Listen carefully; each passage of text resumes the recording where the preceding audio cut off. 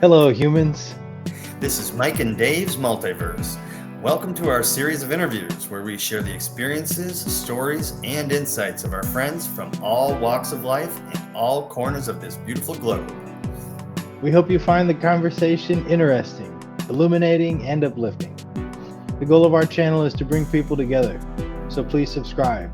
And if you enjoyed today's interview, hit the like button and leave us a comment. Thanks for watching.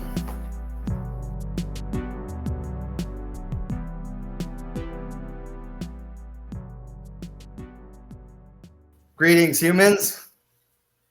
Today on Humans of the Multiverse, we're very pleased to introduce Ricardo Calvario, a multidisciplinary philosopher and a passionate explorer whose journey revolves around uncovering the hidden connections between ancient wisdom, resonance, and the intricate tapestry of our shared history.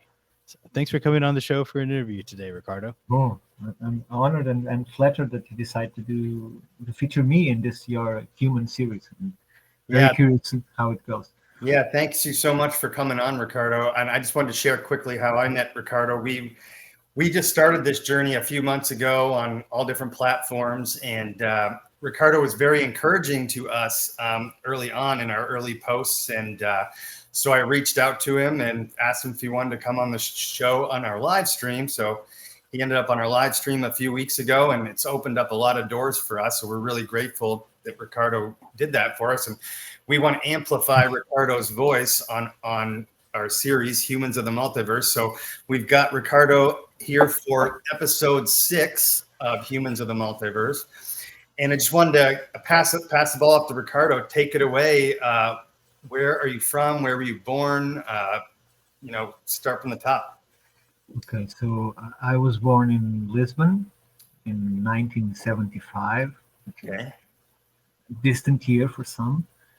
I'm from a regular middle up class family at the time, but things do change with time, right? So, and I was what you would call an introvert child, because my parents, while some parents is trying to keep the child at home, my parents were trying to keep me out. I didn't like it very much. I always loved to be alone, to be honest. So family was kind of a change into that, but I'm just very comfortable being alone for long periods of time. I'm the same way, Ricardo. So you were kind of like that from the get-go, huh? As early as you can remember? Yeah, as early as I can remember. So. And you had your nose in a book, I imagine, or? Well, although I have excellent parents and they try to follow up my interests, there was not, in Portugal, there was not that availability in material for what I wanted. But that was compensated perhaps with chemistry kits and allowing me to try and burn the house down and Lego kits, which I love to play with Lego, and then Meccano, which most people wouldn't know what it is, but it's like Lego but with metal that allows to create more complex things. And from then the books start coming in, and I forced myself to learn other language since tender age, so I can actually get the books, because there was no translations back then of most books. And that's how it started. But well, I would say that the first book, I don't believe I can show it right now, but the first book that really changed my process of questioning, or that at least satisfied me a little bit, although gave me much more questions, was Cosmos from Carl Sagan, which I was fortunate to get at a very tender age, perhaps 7 or something like that. And I read it many times since then. Yeah, I remember seeing the series on TV. I never actually read the book, but that one opened my mind too. So you're saying that's the first thing that really like expanded your mind at 7 years old and got you thinking about bigger picture? Yeah, because the book is separated in like a multidisciplinary presentation of science and knowledge. And although he was clearly dogmatic towards certain aspects of what we can actually learn and know today. Um, the things that he was for were very well explained, and moreover, the more important part is that he gave a lot of references. So I had hundreds and hundreds and hundreds of authors to go and search and books to go, because it's full of quotations, full of citations and so on. And it was an extraordinary beginning. From that point on, it was just taking notes of the names and then trying to get the books and read out the books and so on. So you were what? So what did you want to be as when you grew up? When you were 7 at that time, like what were you? Did you dream of doing with your life? Well, I think that because people kept asking and I had no idea, and I was very interested since tender age into astronomy. I always answer people something related to astronomy, from astronaut to astrophysics or astronomer, something of the sort. But in reality, I still don't clearly know. I think I wish to be a writer. I wish to live from it, and I wish to live from doing research and study things in a free way, something that doesn't have to be under the constraints of a company or any kind of. Well, that's what I have now, but that's life for you. Yeah, It's means to an end. Sorry.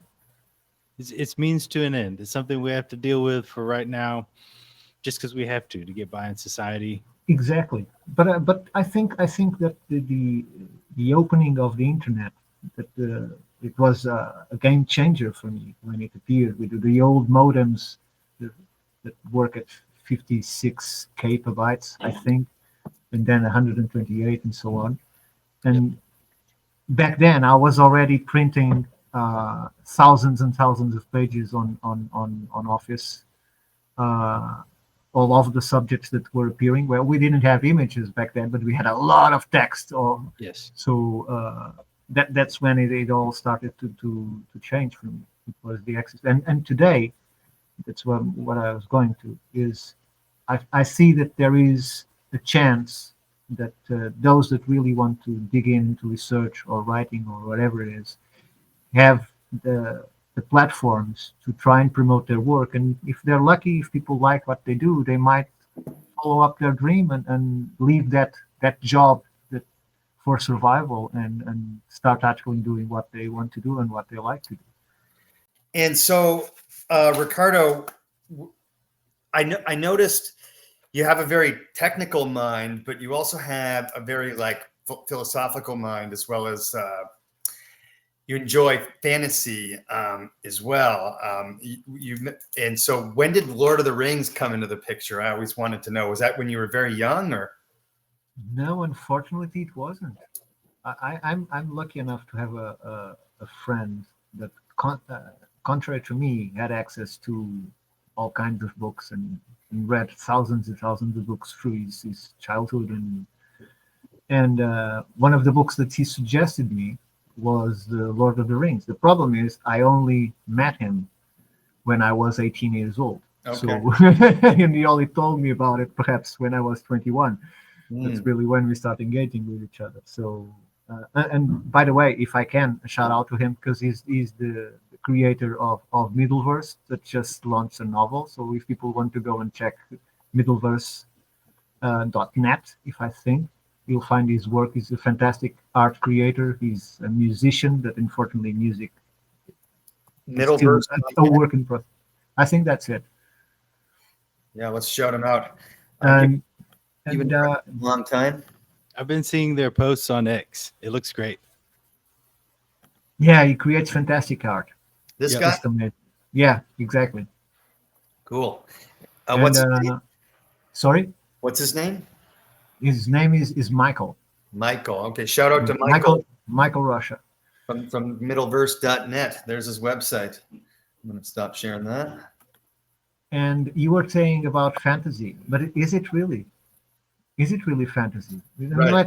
Let me say why. And I'm not trying to get away from myself, but I'm trying to explain my vision on why I don't think it's that fantasy. Because Lord of the Rings, the story in itself, it's fictional history, okay? But what is behind it, the story of Iluvatar and all the other forces that are beneath him, it's exactly the same story as you find with God and Satan.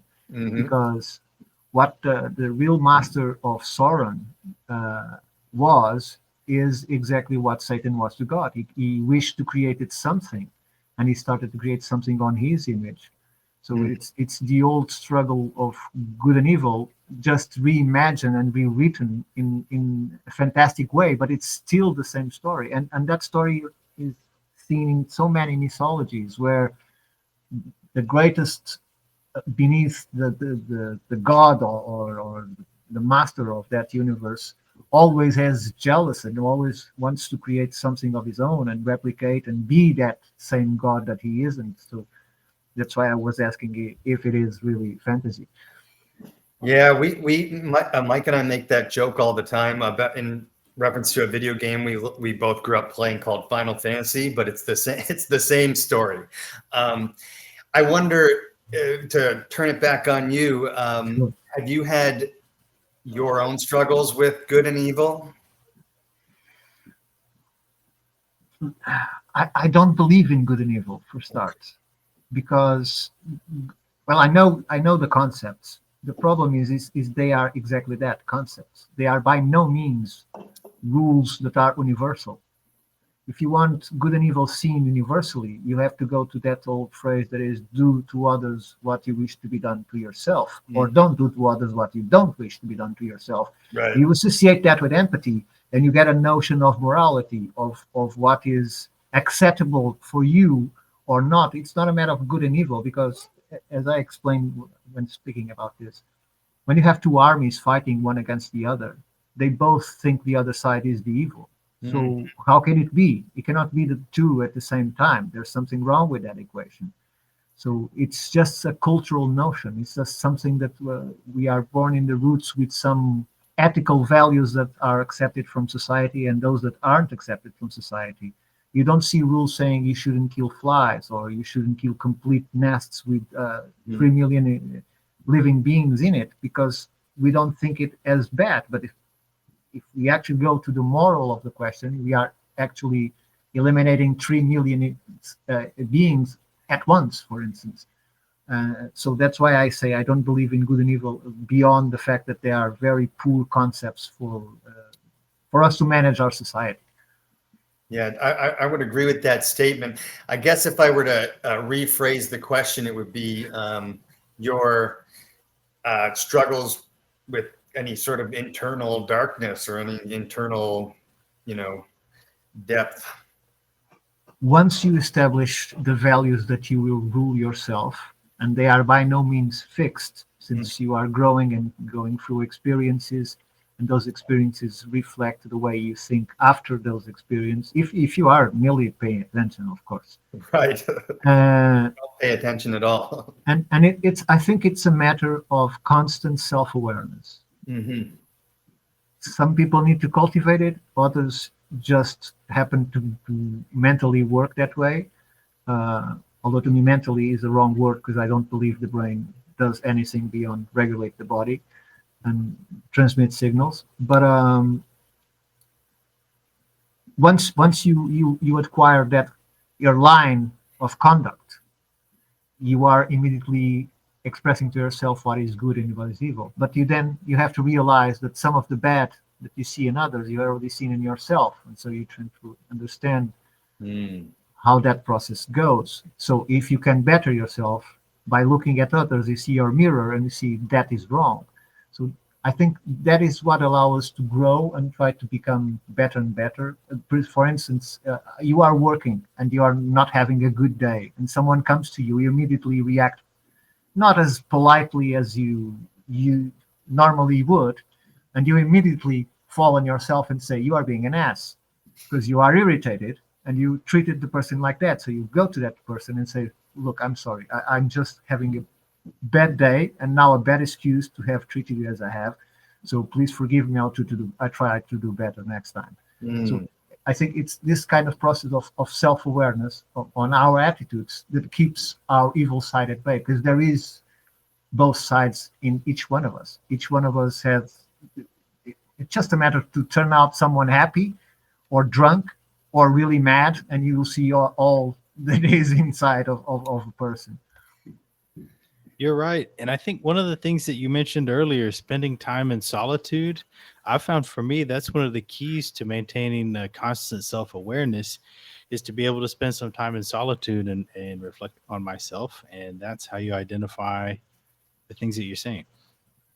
Yeah, I believe that most people are lacking in being forced to spending time with themselves, because most people can't stand themselves, and they live within a mask in society, pretending they're something they're not, because they really don't like themselves, and then they will envy those that she or he is in contact with that seem happy, and doesn't seem that their happiness might also be a mask for their unhappiness and their dislike for themselves, and they are all trying to mingle with one another when no one knows who it is or what is trying to achieve. So I think it's fantastic. Humans are brilliant. Yeah, I don't know if this is narcissistic, but I like spending most of my time by myself. But it's because I'm an extrovert in that I love talking to people, but people exhaust me. And so if I spend too much time around people, I love nothing more than to spend time by myself. So it's nice to know that at least I'm being self-aware while I do that. And I guess I do get most of my good thinking done while I'm by myself. But yeah, I was wondering, Ricardo, so I guess to sum up my question, your answer is that for you, it's a lifelong process, right? Yes. Of reevaluating and growing and learning. You even said you don't even like to give yourself any titles at this point or any specific, you're constantly working towards Leveling up each year, not getting older, just leveling up. So you grew up in Lisbon, and is that where you grew up?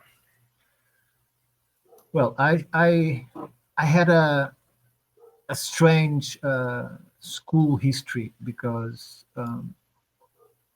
children that make questions or refute what teachers say, they are not well accepted, and so I was, my first years of school were passed on a very strict religious private school, uh, and they, how should I put it? I was not well accepted in certain disciplines. So their attempt was, back then there wasn't HDAD, or I think that's the name, or any kind of autism.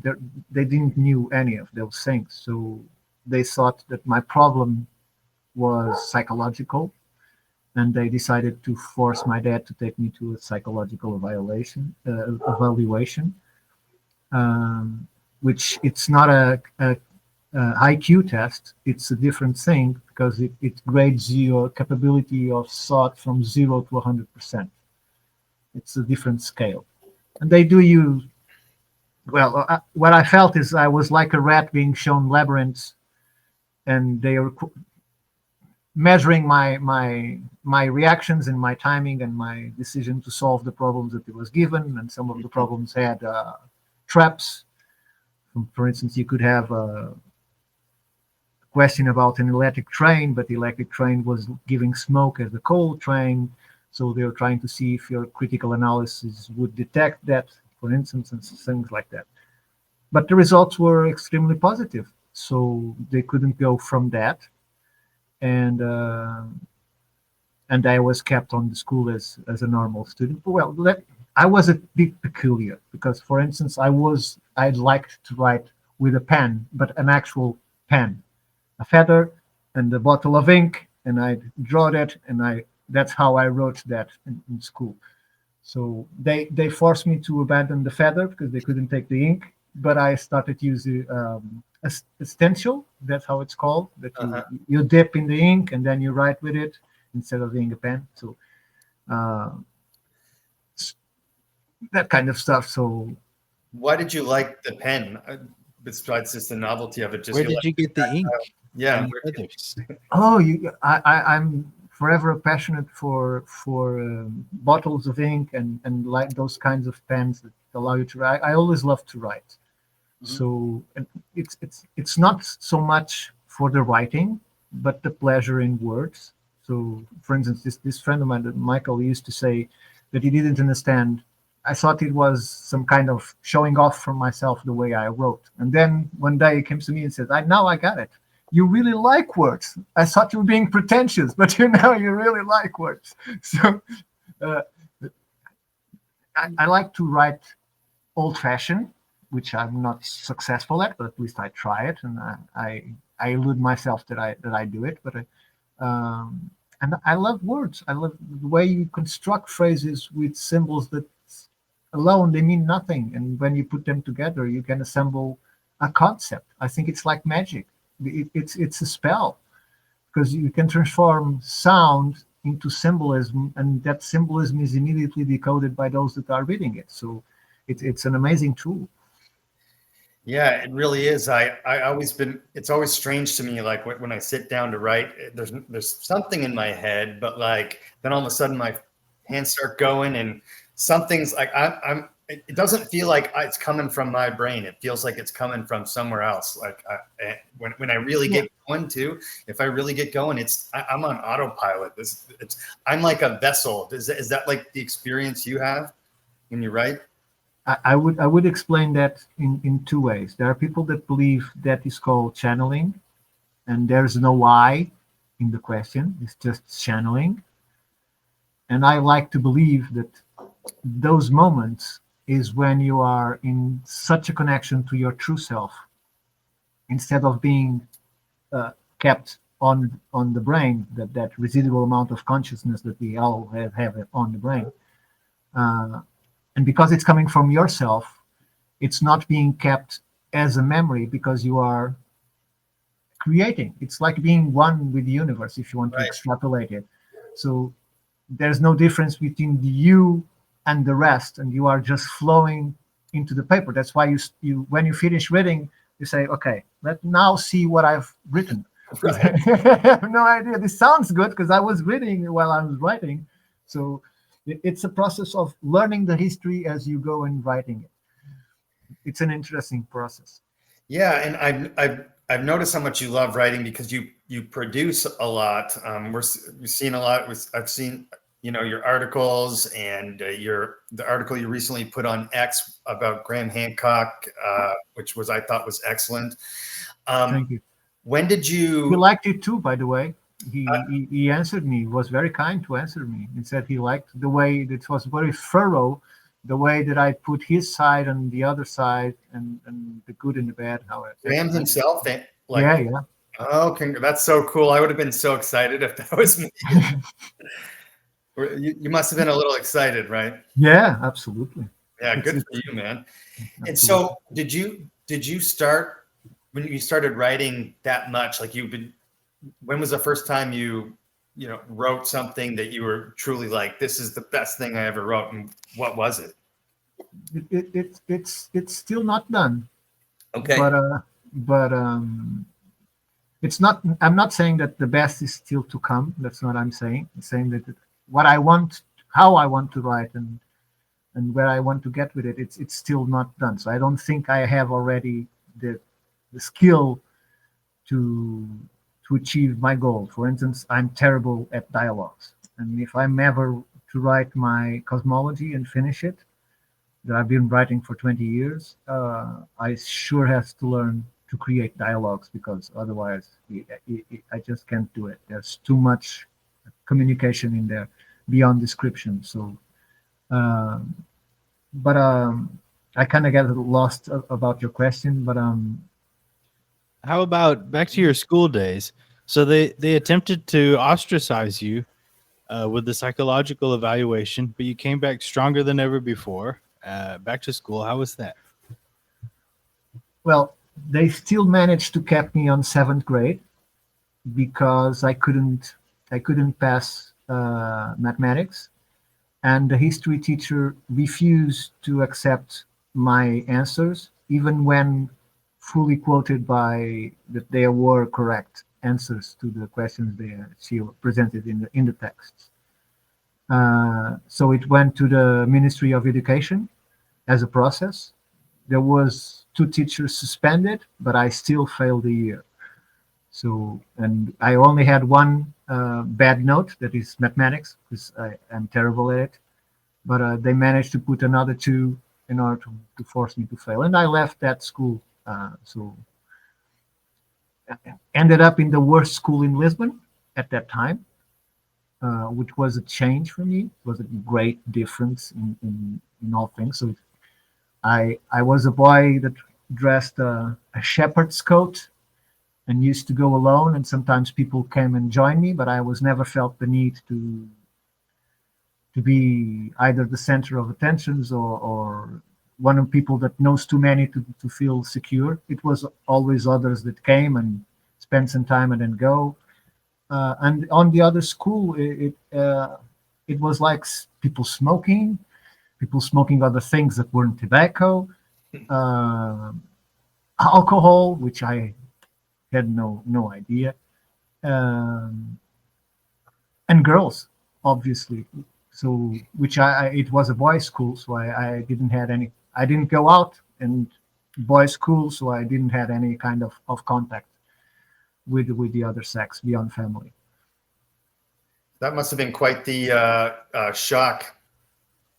So you went from challenging the teachers' lessons, or maybe challenging the way they were teaching history lessons, to being thrust into just a purely social situation. You had to learn how to interact socially with all this wide variety of kids, none of whom were interested in school, I imagine. No, I can tell you that I saw several desks, not chairs, but desks from the last row being thrown at the board, 7 or 8 rows on the other side. In my first year, 2 teachers collapsed. One of them had a stroke. Jeez. So the behavior was just beyond words.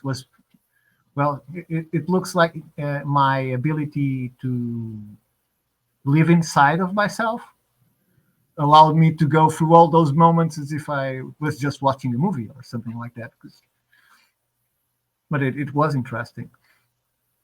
But I mingled quite well because I did have skills that they didn't. So I already had learned the art of war at that time, so I had read it. So it's just a matter of understanding the other side and what they need and try to provide it in ways that you're not inflicted in any way. I like it. So you were literally using military strategy in that school in order to kind of move around socially. I like that. Yeah. It's not easy being the oddball. So yeah. Were you at that school for the remainder of your grade school years? No, I spent there 2 years. Then I moved to another school because my parents moved home in a completely different place. But then it was just it was the beginning of the nerds. And so some of the nerds decided to mingle with me, although I did not consider me a nerd, quite the opposite. But there were people I could talk and discuss matters, so I got along. It was a few people that I go to their house and so on. Well, that's really good, and that's important that you had some folks to socialize with at that age. After going from such a dry or starchy environment in the private school to such a wild, chaotic environment at the public school, that's good that you got out on a few years in the middle. Yeah, well, I can't complain. I as any other kid, I saw bullying, although it was 1 or 2 occasions that I solved myself. I did saw what happened to the others that didn't stand up from themselves and how the others would grow upon them. The only thing that I was always disliked is, and this sounds kind of strange, but it was because somehow girls liked me. So either because I was the strange guy that wasn't a nerd, also wasn't a bully, so knows how to speak, knows a few things. There's nothing you can say that I don't know, because at that age I read a lot more than most people. So it was easy for me, and to the point where it was when I realized that people would believe anything I would say, even if I didn't know what I was saying. So and it took me perhaps a year or two for me to learn to you should not do that, because it will turn a habit. So if you don't know, say you don't know. Don't make it up, because Because you had the ability to make it sound like you knew what you were talking about. exactly, I, exactly. I might be Please. guilty of that once in a Right. while. I'm not going to lie. That's So long as you admit it right afterwards. yes, yes, yes. I always like I'll say something and then I'll say I probably just made that up, but it sounded good. And so you graduated high school and then what? And then what? No, I didn't. I left school at the ninth grade. Uh-huh. So we have 12 before university. I left school behind after the ninth grade. I went, my parents, because of the introduction of the European Union, my father at that time had well, I wouldn't say we were rich, but we had several companies. They all lived from the how do you call the borders, people that check the merchandise that goes in and goes out? Customs agent. Customs. Thank you. So my dad worked for the customs as an official, and also the transportation companies and so on, and so we lived well. But when the EU entered, there's no more customs. So 99% of the personnel was without a job. And my father, unfortunately, decided to invest in a restaurant, and I saw that I just had to help.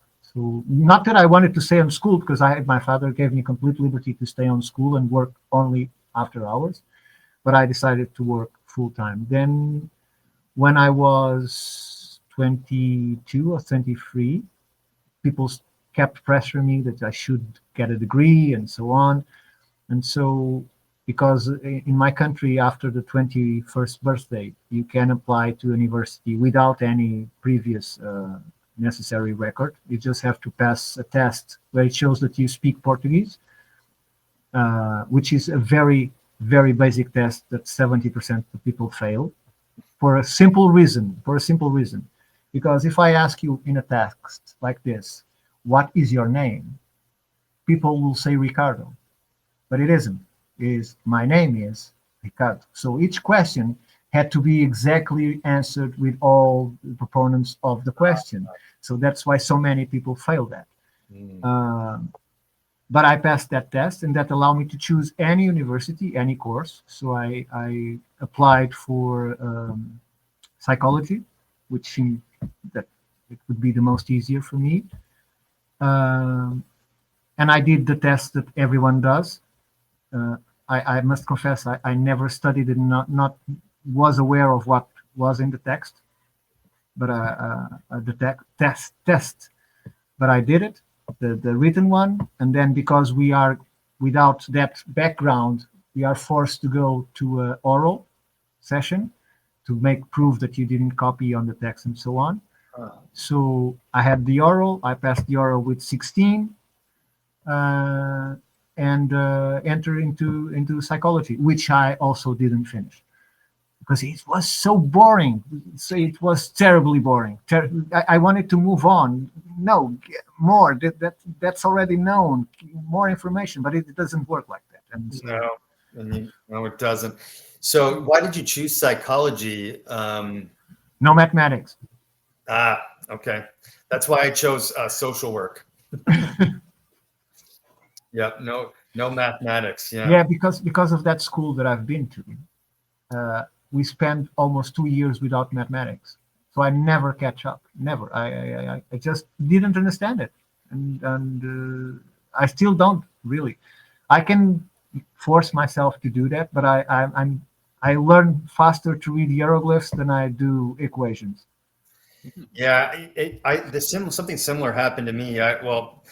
I went all the way through high school, but around ninth grade, I stopped trying, and I was more interested in hanging out with friends, and I had a job and all this stuff. So I just didn't study and didn't do any homework or anything like that, and barely passed. And so if you don't learn that math, you don't keep learning math through like age 13 to like 18, it goes. You're only, I can do, like I showed you the other day, I did the long division to figure out my CP, that you were recommending, but like that's as far as my math goes. I can't do anything past that. So I relate to that, my friend. And so you're in psychology, and you're just sitting there like, man, this is boring. This isn't for me. What was the next move? Well, the next move is I tried to create a project that would allow the use of my vast database, and I would like to give it to the municipalities. I think that's the way to say it, for them to use at school. So it was like a joint venture between the public libraries and the schools, where I would provide material for teachers and students that want to do a job on a work, or a teacher want to do a different presentation. I could provide documentaries, written papers, books for him to do a proper presentation. We are going to gather in the old areas of the country the older people that had skills in craftsmanship, and bringing them out of the houses and starting giving workshops to young people or any people that wish to learn the art, for either to make money of their own or just to learn it. So we had from crochet to weaving baskets, it's how it says, to using canes to build from, well, all sorts of things that we could arrange at that time. Metalworking, how do you say, jewelry, for instance, without gems, but like silver and gold working in that. And so I went from municipality to municipality presenting the project, asking but installations for me to set up a computer and be allowed to work. And I was rejected at all of them without a word but one place. And in this place, it was the actual representative for education that gave me the answer that is verbatim in English would be, we are not interested in raising the cultural level of our population. On the other hand, we are interested to reduce it. Wow. So this is the same person that then go to where I had my daughter's school, because it's the municipality where I live, right? Mm-hmm. And she would give speeches at the beginning of the year, say how they embrace education, how they value the education of the young and the population. And then she just said to me in my face, our interest is not to increase the knowledge of the population, but to decrease it. So it was, for 2 years, it was interesting. And how sad that they would turn down an offer merely for access to all the material. It's not like you're saying, hey, everybody's got to go through and read all this. You're just putting it out there for everybody to gravitate towards as they wish. Why not give everybody that opportunity? Yeah. Well, I was also creating something that exists in America, but we don't have. The project also contemplates that each school would create, like the magazine of the Institute of Natural Philosophy, would create their own publication. They will have a radio station. So every kid that had a special interest, be it in butterflies or astronomy or whatever, could write an article and put on that magazine. And we made it circulate through schools and choose the best articles for a special edition and so on, and the radio station. But all of that was refused. They still don't have them today. It's so wild to me that it wasn't just that we don't want to raise it, but we actually want to decrease. We want to decrease the cultural level, yes. What kind of, I don't know, political or whatever kind of influence would want her to do that? I don't understand how. Well, it's quite simple. She was just being honest, because politics, it's like a business. And the more your customer knows, the less he buys. So, Right. Yep. The more people know, the harder it is to fool them today if they know more about the past. Exactly. I'm just shocked at how blunt it was, though. Like, Yeah, because I was very part pushy. out Okay, loud. I've been there 7 times, demanded to be received because it was Okay. ridiculous. So she didn't receive me with a smiling face because she was pressured by the president, which I managed to contact someone that knew the president in order for she to be forced to receive me and so on. And so she was with the truth in her mouth because she was angry. Right. She definitely said the quiet part out loud there for sure. Yeah. And so it seems like you kind of came into that a couple of times in regular school, and then when you were trying to present this project, Yeah. you're running into people who are, very dogmatic and aren't willing to, look outside the box and have outside thinking. It seems like a theme that you've been running into, which is, I think, kind of leads towards how you ended up where you are today. Look, this is kind of a comedian story, but it's absolutely true. I could be a billionaire today, and then let me explain you why. Because when I was 11 years old, it's before NASA landed on Mars. When I was 11 years old, I got to my father because I've been 2 days working on it because I was on the office with nothing to do in his office. So I grabbed some paper and pens, and I draw a system that would make every single plane safe. So we would reduce the deaths by crashes and by accidents to a minimum possible. And so this is what I've done. I imagined that the plane could be separated in several modules that were all closed, open in flight, but as soon as there's an emergency, the door would close. They will be pressured. They will be cushioned by those same cushions of air that you now see on probes. And parachutes would come out from the top of these modules of the plane. So you have the cabin, you have the middle, you lose the wings, of course, but you have the middle and you have the back of the plane as 3 models. And so in case of an accident or a wing breakthrough, engines, or a terrorist enters the cabin of the pilots, all that they have to do on land is just to dismantle the plane. They will lose the plane, but they won't lose anyone unless he wants to kill the pilots while he's coming down. But but my parents didn't actually thought that was a good idea, and they didn't try to connect with any kind of aeronautic companies at that time. And I was surprised to see it when I was 12 and seeing the module landing on the moon and using the cushions of air, and I said, see, I was right. but still, well, to no avail. So I believe I heard something of the sort, but as I designed it when I was 11 years old, I never saw it.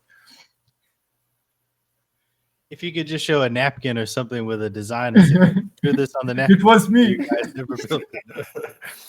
I can't help but wonder how maybe this is my conspiracy brain going, but maybe somebody did notice your idea and stole it from you and sold it to NASA. At that time was very hard.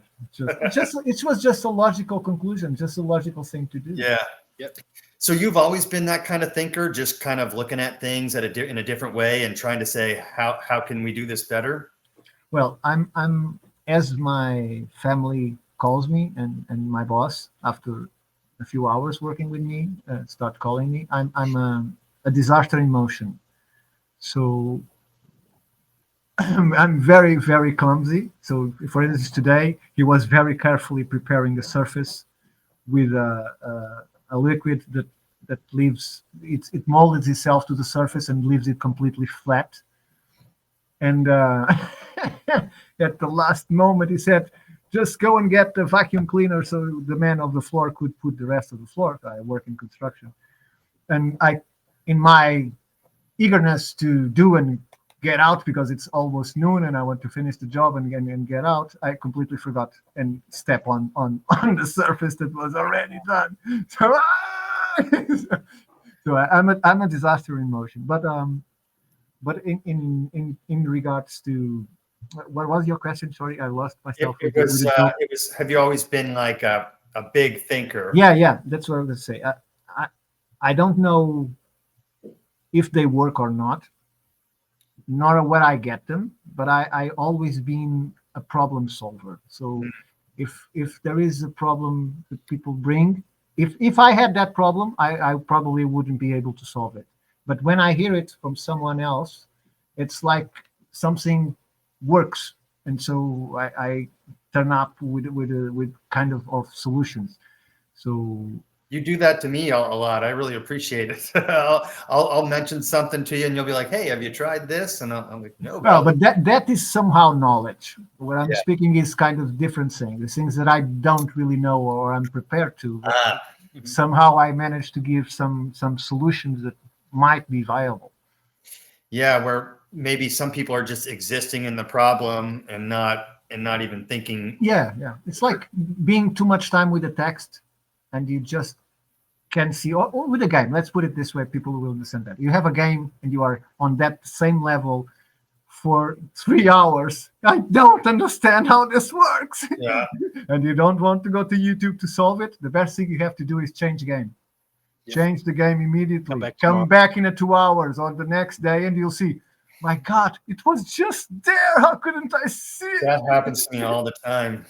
Yeah, that happens to me all the time. So you were. It Sorry, go kind ahead. of it kind of sounds like this book repository or knowledge repository that you tried to offer to the public school system. It sounds like that's a precursor to the Institute for Natural Philosophy, or did some of that somehow carry on to what you're doing today, or was there a chapter in between? Well, there was many years in between, but when Guilherme Reis Gui was the one that proposed my name. Well, in my very early years in X, which is not that long ago, 2 years perhaps. Although my account is much older, I didn't even knew that I had an account. So when people go and see that I have an account for 5 years, I think now, I only use it for the last 2 years. If you go and see the posts, they're massively from the last 2 years. And Guy introduced me to Phil.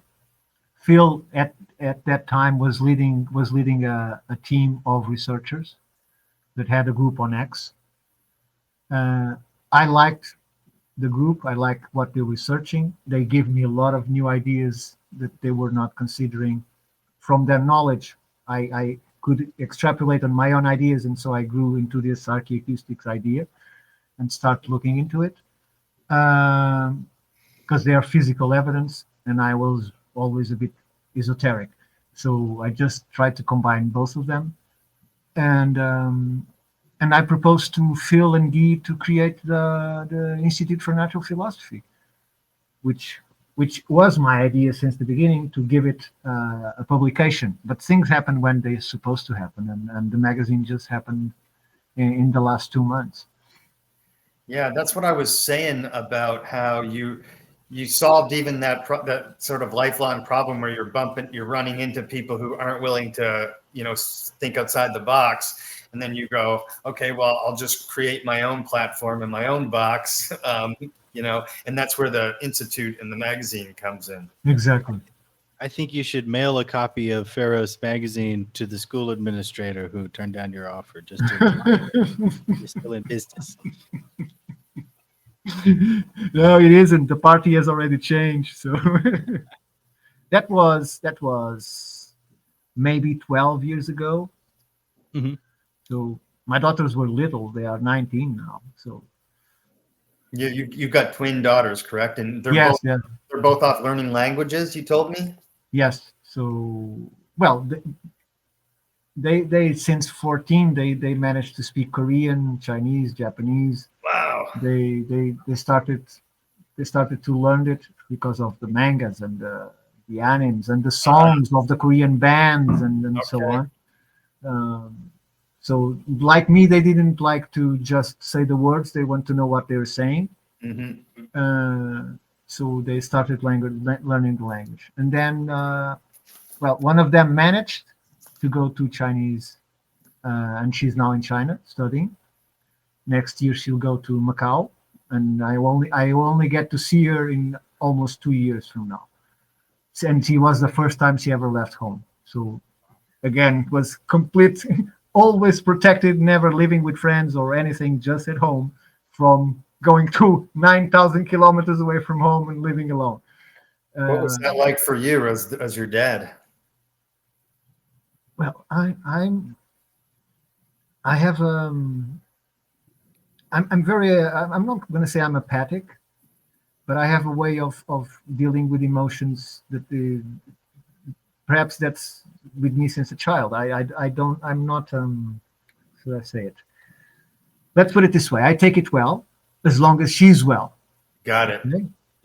If she's well and she's happy, I couldn't bother less for the 9,000 kilometers.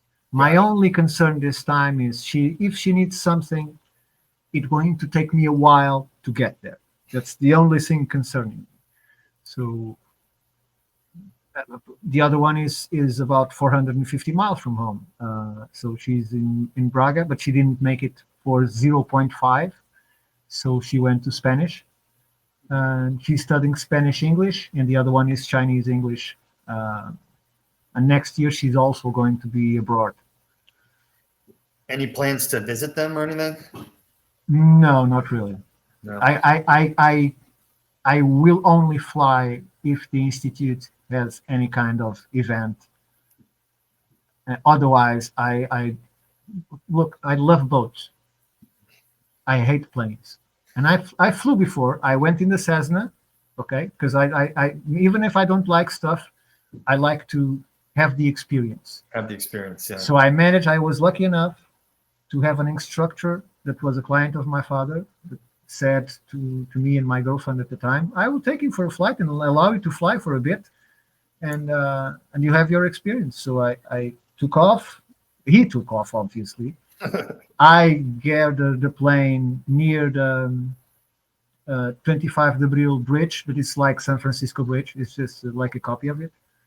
So he allowed me to turn 180 degrees and turn back to start returning to the landing area. And then it allowed me to fly a little bit more because I didn't mess up. And when it's time to start losing altitude and to land, he took up the Cessna and he did all that. So I already had my experience. The problem is, and I confirmed it when I was up there, is if something happens, I'm not very good at flying. On the other hand, in a boat, I'm very good at swimming. So I do have a chance. It's little, but I do have a chance.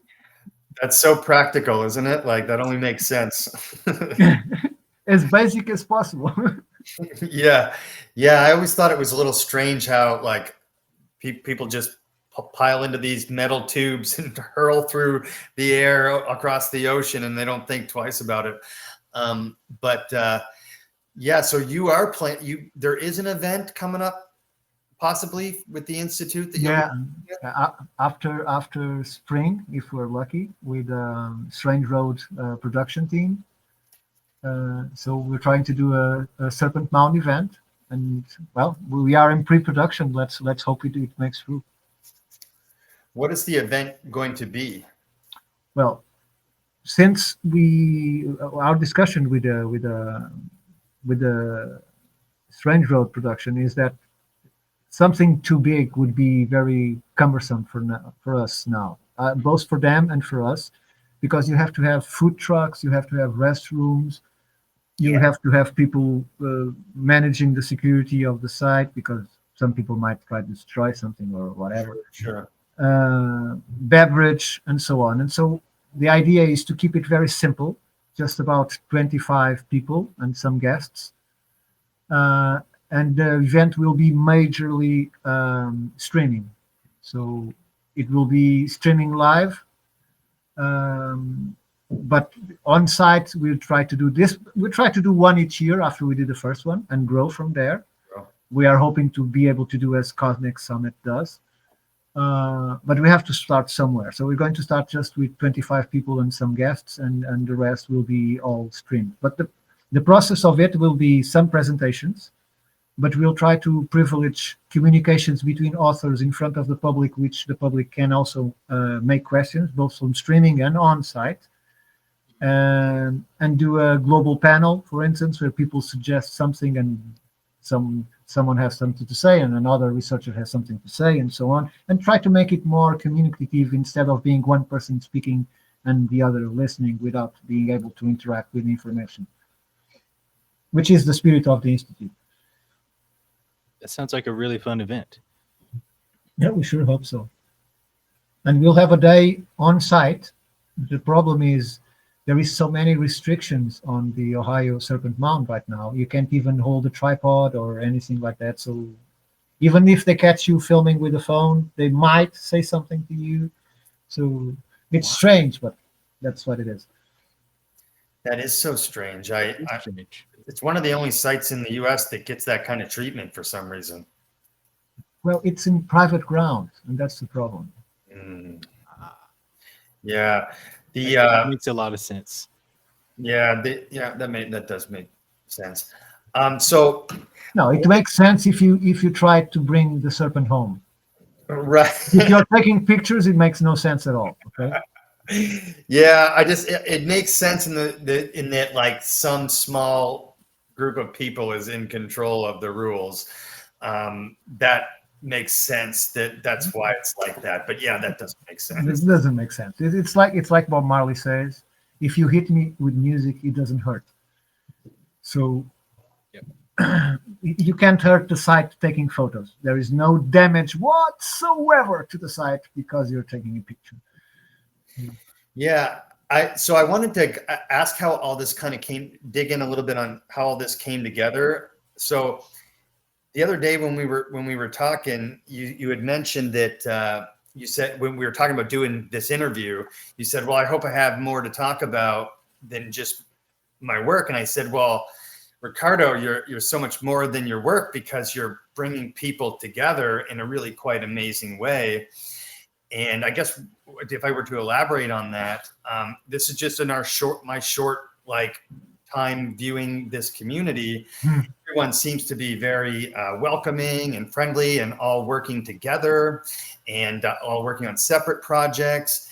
And they all seem to be kind of gravitating around you a little bit in this magazine, Pharos magazine. And I guess I wanted to ask, what was the beginnings of that? You started talking about it a little bit, but with Phil and Guy, I think it is. Yes. Yeah. When was that? And how did it grow? Because there's so many people. It's a network now. Well, it started with just us three, and we had ideas for what to make with the institute. Our first step was the writing of a paper that justified the creation of the institute itself. Forgive me. And that was Global Hallmark's Statement of Significance, which I've seen a statement of significance for a Brock in Ireland, and I read it, and I thought it was very appropriate that there was a statement of significance that academics call an SOS, curiously, towards the global artifacts that we find or constructions that we find all over the globe. So that must be a reason. The only solution to that equation is either there was a culture globally spread, or a culture that had influence globally over others. So there's no other way to put the same type of structures, the same type of artifacts, the same type of what should I call it? Techniques, technology, Symbolism. Exactly, the same over and over and over and over and over again. So that was our first step, was to write that paper. We at the time invited a lot of people to work on that paper, but everyone refused. We still, Phil gave some names. I put all the people that was on the team because I thought I would honor it, because it was them and their work with Phil that allowed me to create my own concept of it that is on the paper. So I paid homage to all of them. They are all mentioned in the paper. There was only one member that I'm not quite sure why, but because it is one that is mentioned in the first page, because he started the nubs research with Phil, but he objected not only our project, but as mentioned in the paper, which I didn't know until it's too late, but is removed from the paper right now as he wished. So he doesn't want to have anything to do with us, and that's fine. So we haven't got a dime. It's Sorry? still a mystery. The stone nubs are still a mystery. That's a topic that we need to examine. Exactly. But I don't dwell in nubs very much because I think there's people much better than me to discuss them, because it's a phenomenon that I only discovered 2 years ago. And although I see it related to my own conceptions of what an ancient site is or can be, I don't know what exactly their function or multiple functions that they may have. What I know is that 90% of them are not for lifting. That's obvious. And the fact that you have to carve the whole stone to lift the nub out, it means it is intentional, purposeful. It's not just an anomaly that was left because you have to carve everything else. It's not, people don't get to the stone and push that, oh, I did it without meaning. I pushed the stone outward. Right. It doesn't happen like that. You have to carve the whole face of the stone to lift the nub, because the nub is where the stone used to be. All of it. I wonder if it's just some kind of braille leaving the builder's initials, leaving their initials instead of carved inside the stone. It's somehow protruding out like that. Yeah, but that's the mystery of nubs. There can be so many things, and they seem to be so many different things. The braille you're talking, it can be seen on that gray building in South America that is now covered. They had those little dots all spaced between the surface of the stone, and looks almost like braille. But others are so different, so it's very hard to. I don't dwell much in it because they are so hard to decipher that speculation would not serve anyone. Yeah, I see the nubs is kind of like the miniature stone vases from Old Dynasty Egypt. It's a tiny little detail. It's a whole mystery unto itself. So I hold on to it as like a data point. Okay, I can't spend all my effort to get to the bottom of the nubs or the vases, but I'm listening out for anybody that does get to the bottom of it. Exactly.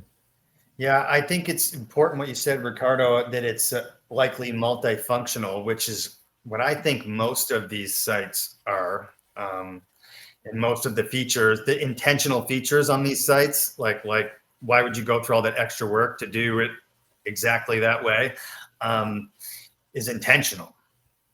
Yeah, and if it is intentional, it's purposeful. Exactly. And so for somebody like you who's always like trying to look at the big picture and solve problems, it's no wonder you gravitated towards this this field. Yeah, well, one of the things I have to thank to the religious church is that they present me with scriptures, and since I always look at what I was reading from the perspective of can this be, or what is the logic in this, and what more can I take from this, and so on, I allowed myself to be taught, and I reached the point where I was already in a different church giving Bible lessons to 7, 8 until 12 years old. I even get a little bit further than that, but then I quit the church because I saw things that I didn't like and didn't approve. So nothing to do with sexual, but to deal with money. It was one day started trusting me so much that I started to see the amount of money collected on each session, that I started to see the dark side of the thing, and decided to quit it all.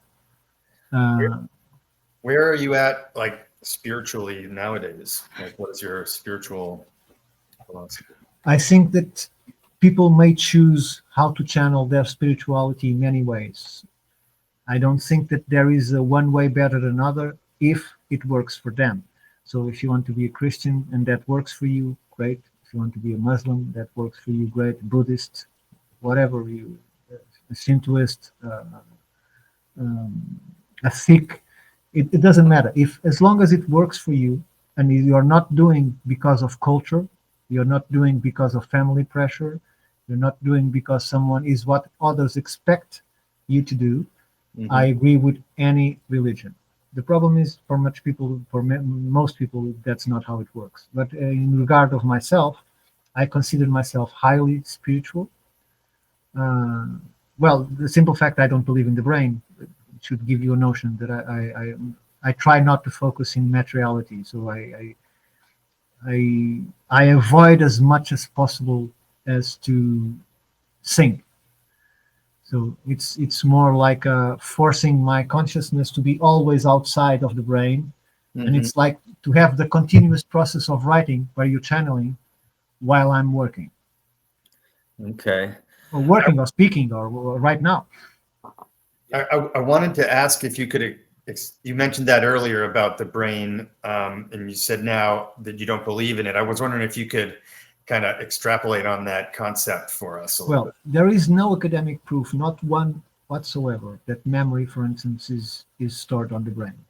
Not one. There are several academics defending it, but they have no empirical evidence to support that idea. It's just because they don't have any other way to explain it. It's another materialistic, dogmatic view of science. Because if there is no spirituality, it must reside on the brain. Right? Because spirituality is something cannot be measured. Actually, it can, but they think it can't. So my concept was explained to me by Rupert Sheldrake. When I first read, thanks to, I know him from Terence McKenna, which 25 years ago I saw the first trialogue, which unfortunately they only recorded the last three ones. And in that trialogue, there was a Ralph, there is a mathematician, well, I never remember his last name. There is Rupert Sheldrake, and there is Terence McKenna. And I listened to that a lot to get to sleep. In fact, I listened for years to Terence McKenna while sleeping, because I don't know, something in his voice that it's like knowledge coming in through when you are sleeping. Alan Watts and so on. Just to interrupt you quickly, I do the exact same thing with both Terrence and Alan Watt. So I get it. You don't have it, but try to make Kyle Gibran with a good AI voice, perhaps, because he's amazing. He's amazing. So in terms of how I see it like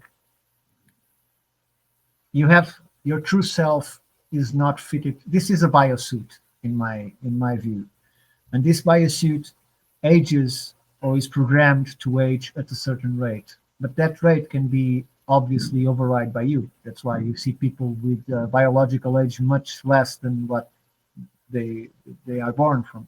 So you have people with 50 years that have a 37-year biological age and can remain on that level for many years until finally they allow their brain to, now I'm saying the brain, but because people focus on the brain, until they believe, that's the better word, until they finally believe that their body is broken. For instance, most people of my age, they all said to me, oh, my body is not what it is. It's already broken.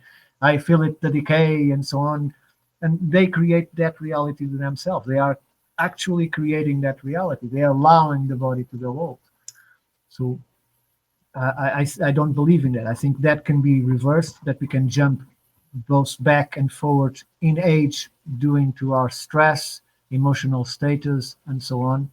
How many times have you seen a people that is very sad and say, you age years while you're going through that, and then people rejuvenate and they seem there's something happened that makes them very happy, and they seem to have rejuvenate from one day to the other. So it's all a matter. It's ourselves that are in charge, not the body. This is just a biosuit that responds to whatever we wish it to do. It can go ill. It can be self-repaired. You might get repair from external help, as medicine does. But we are on the outside. We are just using the brain, the spinal column, the nervous system to actually, it's like very much like in Avatar. If you want to think that your true self is the guy in the pod. So we might be in a pod somewhere, and this is all a game, or you might just be an ethereal being, experience this reality through this bio suit. So that's how I see it. If you could If you could pick which one of those it would be, which would you rather it be, in a pod or in ethereal? If I had to choose, I would prefer the ethereal. Yeah. But I would also choose a biosuit and stick with it on this reality, because I do enjoy this reality with all its sorrows, with all its bad moments. I wouldn't move forward a second and take it from my existence. Yeah, there is something about our finite time that makes everything that we do feel important. You know, if we were to live 1,000 years, do you think that we would have the same, I don't know, drive or same, want to improve or at the same rate? Let me ask you: if I grant you 1,000 years of living, would you think you would lose the spark for life, for beauty, for wonder, for knowledge? I don't think so. I really don't. But I think I would get 50 degrees and I would travel every corner of the earth. But I hear people say that all the time, like, Yes, oh, that even there's stories about vampires. Vampires get bored. And the story of the vampire is he gets tormented by his long life. that's the lie. Yeah. They get bored because the story needs conflict. Yeah. Because look, like vampires are like any other person. There are persons that you speak to and they say, "Oh, I don't want to live beyond that age. It's too old and I'm not up for it." And you have people that say, "Oh, I was born old already. I just want to spend a few years then and then move on." So everyone should get what they want. If they don't like this existence, if they want to see if the other side is better, as is the saying, because the other side always looks better, as the Dave Matthews song says. It's called Big Eyed Fish, by the way. It's a big lesson of life. The grass is always greener, right? Sorry? The grass is always greener on the other side. And that's to me, that's the completely wrong way to see this existence. If you can bypass the fact that you are actually suffering, and you can deal with that philosophically, you will see that instead of you are suffering, you are learning from an experience that are causing you suffering. But as soon as you understand the experience, that suffering can be absorbed as knowledge, as understanding, as experience, and you are ready to the next one. The problem is, for instance, if we lose a father, our wife, our children, people expect you to look down. People expect you to be suffering because that's the correct way to be socially. You just lost a son. But he lost a son, but he still has a life. And if he spends the life, instead of enjoying the memories that he has, spend the life thinking of what he lost, he will not be able to move on and enjoy the experience that his loved one was negated.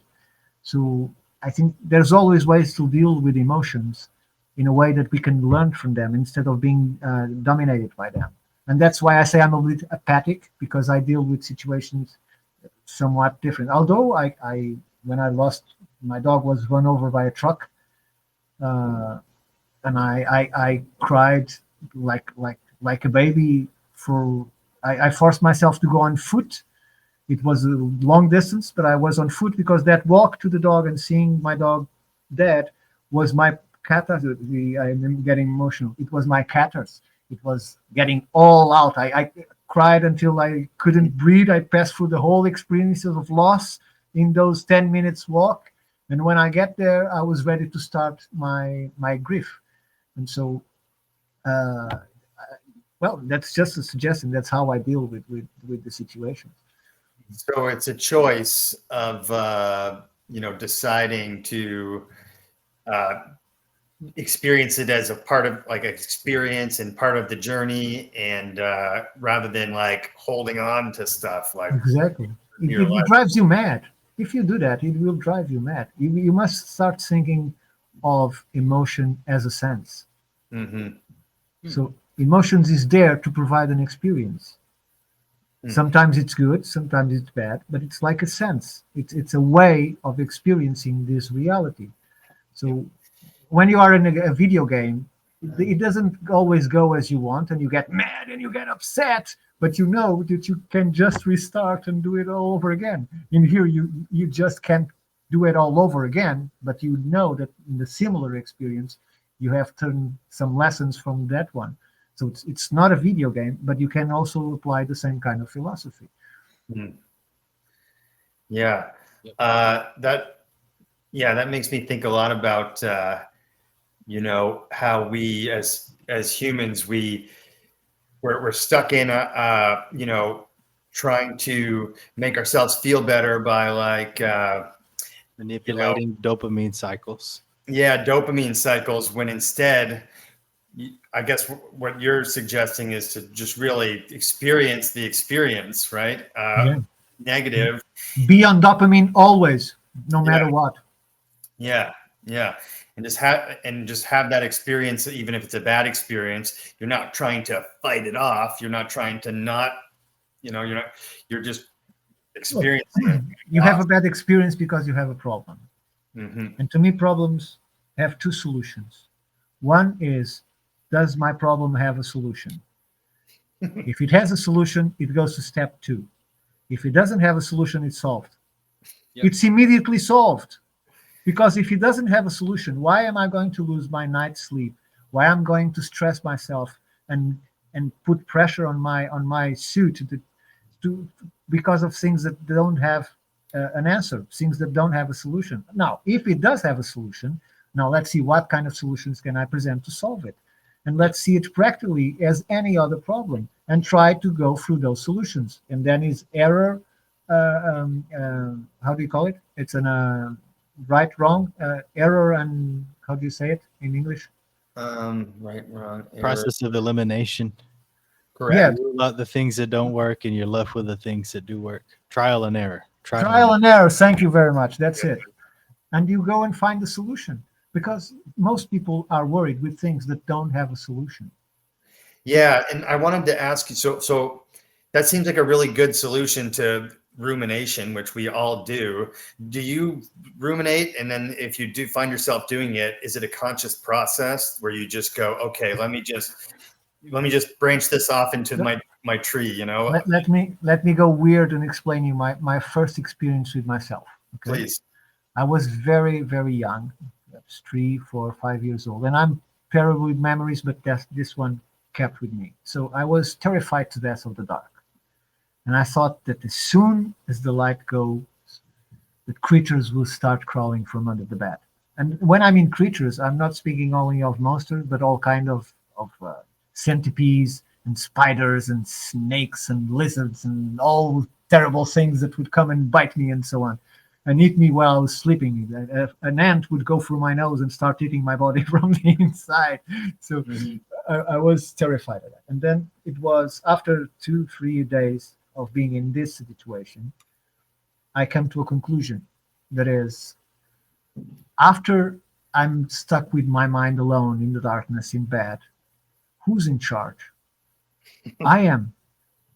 So you, all of you that are going to come out of bed, out of under the bed to try and hurt me, you are not going to do so. You are going to protect me all night. You're going to make a circle around me, and you are going to be my terrible protector so no one can touch me.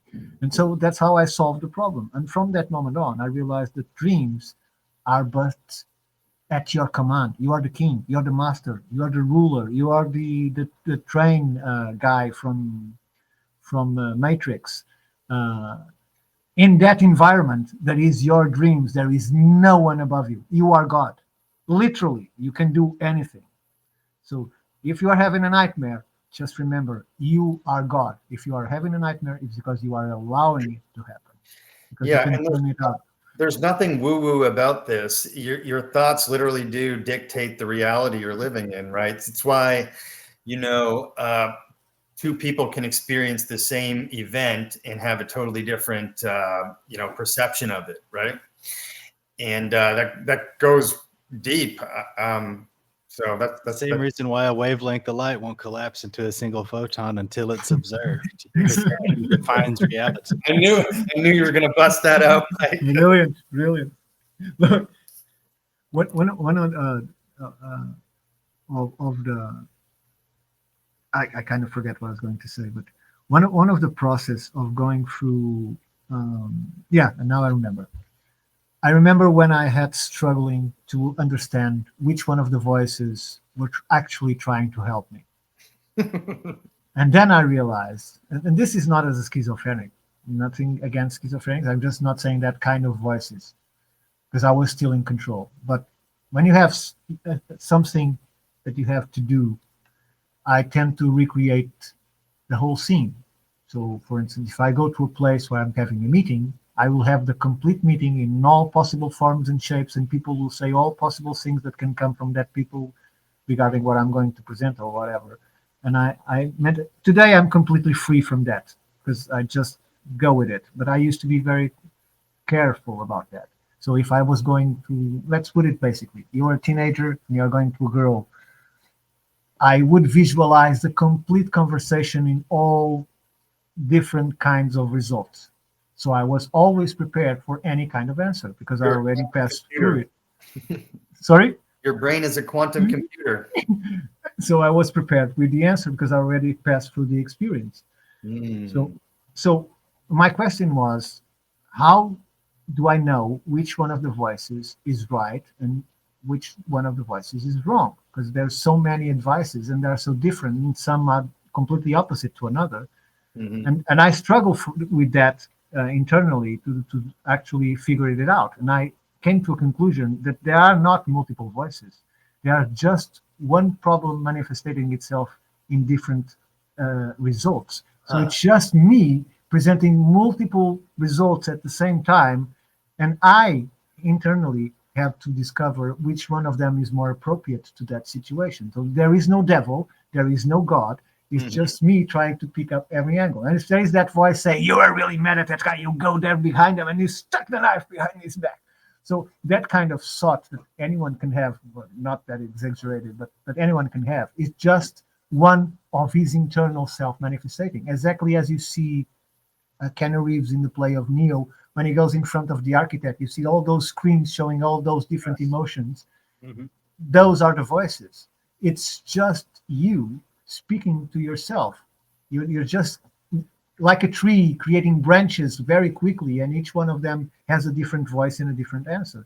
So that's when I realized that it's interesting. But when I go through that point of seeing that it was not good and evil, not devil and God, Mhm. or an angel or a devil, I realized that those voices became much fewer. They started to unify. And then I can, today is like I can get a resume from one or two voices of all the different opinions. It's like it's internally absorbed immediately instead of being debating, all the voices debating and I debating with the voices because this and that and so on.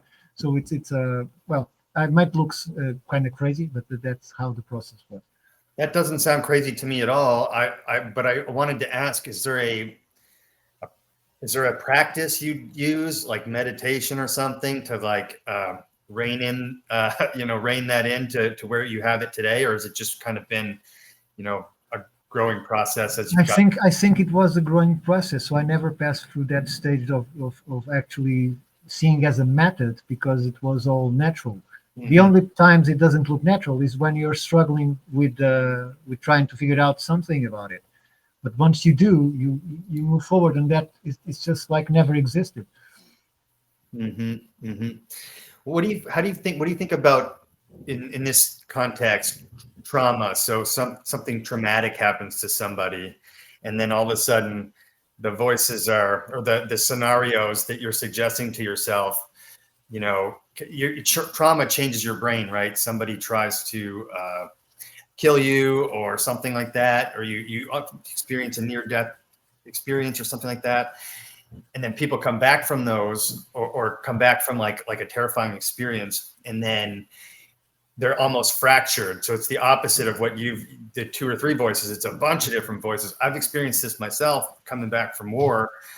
You know, it's the reason why I asked about meditation was because that's what's kind of helped me rein in myself.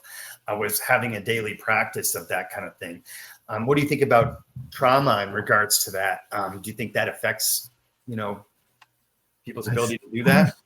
I think while I was lucky enough to go through it through a long period of time as I was growing, you were forced to deal with it because of a specific situation in a very short period of time. Mm-hmm. So it must have a complete different mindset in order to deal with the situation that you were not prepared for, nor had a process of building up to. So No. it's just a change. So I think the only thing I can say, considering that, because that's something that affects lots of people, in not only from your situation from war, Sure. but from other situations, abusive fathers or abusing husbands, Mm-hmm. brothers, I don't know, people at school, bullies. I think that when we allow ourselves to drawn in all that negative energy that might arouse from those voices, Mm-hmm. we might emerge something that we don't know ourselves. And although you might not like it, we might already lose control of it. Because if you sever, I think that's the thing with free will. Uh, Although there is some determinism on our lives, because obviously we don't choose where we are born, who we are born to, what kind of education we'll have, if we are going to be lucky with friends or with family. So from the point on when we are independent and ruling our lives, every single thing that happens to us is our fault. Every single one. Even if you are mugged in the middle of the street, you decided to get out of the house at that hour and be on the street at that hour. So everything is accountable to ourselves. Everything. The good, the bad. There's no way trying to say, oh, it was his fault because he did that and that. No, you allowed him to do that. Otherwise, he wouldn't be able to do it. So it's always our fault. In fact, there's that saying, say, fool me once, uh, shame on you, fool me twice, shame on me. So uh, we might not be aware of the consequences of our actions, but we are responsible for those actions because it was us that take it. Oh, I'm unhappy at my job. Well, you chose it. Oh, I couldn't have, I didn't have an option. You did. Even now, for instance, I'm married with 2 children. If I decide that I'm not happy, I just get my stuff and leave. It's just as simple as that. It's a change that I assume or I don't assume. Mm-hmm. So we have always a choice. You only don't have a choice if you are stuck to a bed with a maniac with a chainsaw that put you drugged and tied you up. Then you don't have a choice. You have the choice to scream, and to try to get away if possible. But you see my point? I There's do. the extreme where you don't have a choice, but everything else, it's your fault. It's our fault that it happens. And if it is so, it's one of those problems that doesn't have solution because we don't know the future. And if it doesn't have solution, it's solved, which means we just have to learn from the experience and move on, trying to learn and become better because of it. You passed through some rough situations. You saw perhaps the best and the worst of humans coming out in moments that don't reflect what those persons were in their normal lives, most likely. They were just under certain situations that may come out certain things out of them that we wouldn't see otherwise. So I think that you should take that as a quite extraordinary experience It was. that makes you in the know of certain types of realities that most people will never dream or could even dream about. Yeah, it took me a while to get to that frame of mind about it because I was so young. And like you said, I had no idea what I was, I was getting myself into. No one really does when they go to something like that. But not necessarily about me. This isn't about me, but that is, it took some time, much like you did, to integrate it all together. And it's a process, right? I think that's the theme of your episode of Humans of the Multiverse is, continuous and lifelong growth and learning, right? So it's 2 expressions from Mad Eye Moody, that is constant vigilance. So you must be constantly vigilant of your surroundings, of your environment, of the people that you are to. And if you start actually seeing people as they are and not how you think they are, you also find yourself, because people tend to react to the energy that you bring. And although there will be always people that would react negatively to your good energy because they are trying to express bad energy, so they will be immediately in 10 people, that's the one that can't stand you, but smiles to you, but he can't stand you. I really don't like you. So, but it is, we, if we bring our best and we are given other people's worst, at least we tried, as long as we are able to defend ourselves in extreme situations, which I think everyone should learn some form of defense, be it mental or physical, for those types of situations. Because it's easy to play the victim, but it's much better to prevent it. As my wife says, problems are something that we avoid, not solve. So That's a problem, something I avoid, not solve. Yeah, yeah. I like that. I like that. An ounce of prevention is worth a pound of cure. Yes. I wanted to ask, there was something I was going to specifically ask. Oh yeah. So you guys just launched the magazine Pharos. It's gorgeous. The Institute for Natural Philosophy is going well. You guys are building this online community that you've been building for several years now. Where do you see your work in like this whole thing that you guys are building in 10 years?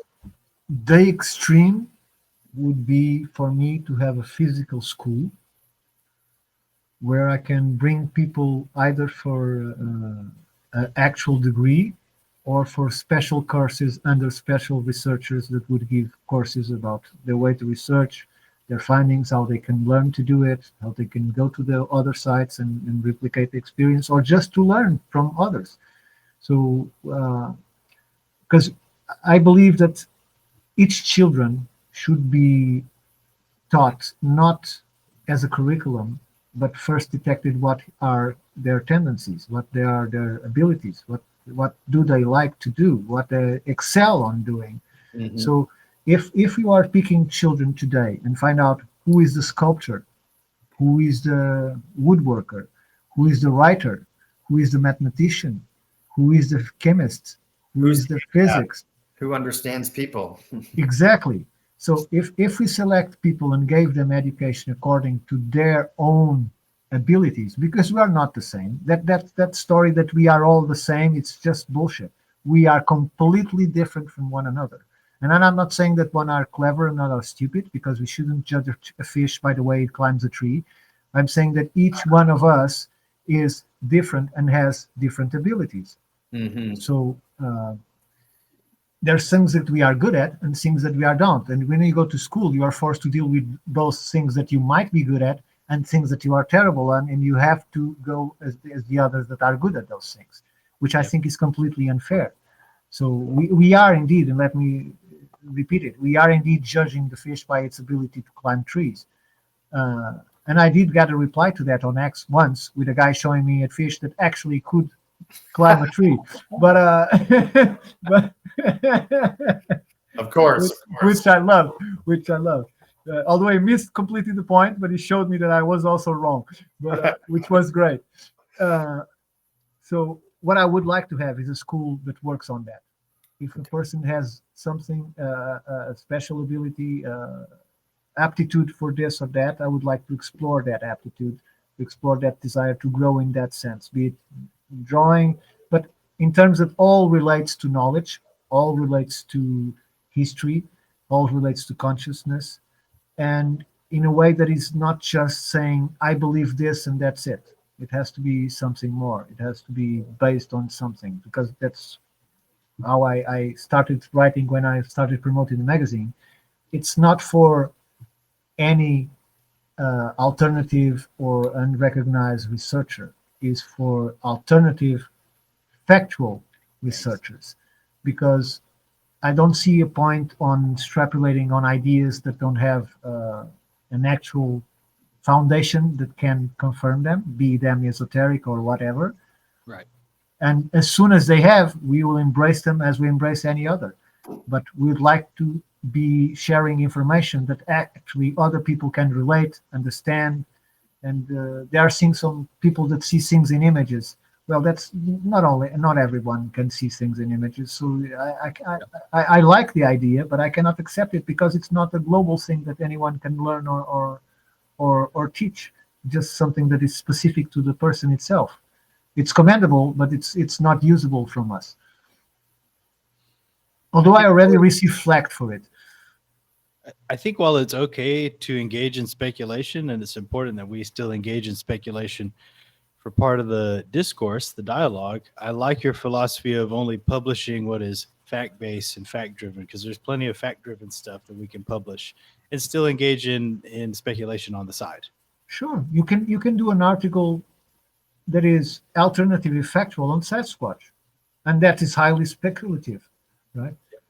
But you cannot do it because you believe that I saw 3 dots on the sky that reflects 3 dots that I saw in a global map, and that lines to another site, and that lines to another site. If you don't have calculation, if you cannot show, as Stephen Moore does in the magazine, or Jason Quitt, they can see those angles in the images, but they can also show that mathematically they might represent something. His article, Jason's article, I had to read like 3 times. That was intense, but I really liked it. We're looking forward to having him on the show too.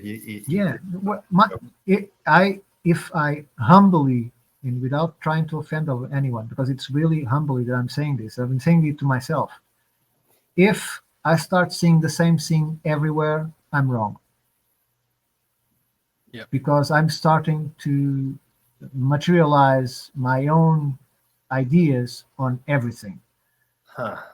So as long as people can see those kind of patterns, but it's not something they can see in Donald's duck image, because they reach to a point they can do that in any kind of stuff.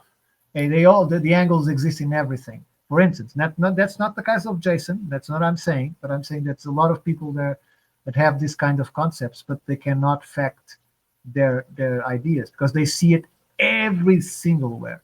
And when I start seeing my own ideas everywhere, this is wrong. Let's get a step back and see where I'm failing, because I'm starting to see things where they don't exist.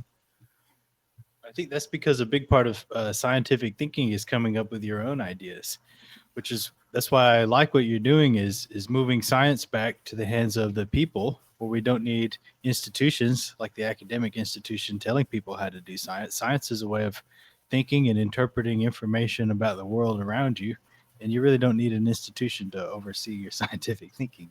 No, that's the point. What academics that are against, for instance, those that I speak on my article of Graham Hancock, Why So Much Hate? Mm-hmm. What are they afraid of? Because if we're talking about any point they are presenting to Graham, they suffer from the same defect. They also provide misinformation. They also don't use all the information that they have. And they all fail because they don't know of the things that will be discovered after. They were forced to be recognized as wrong.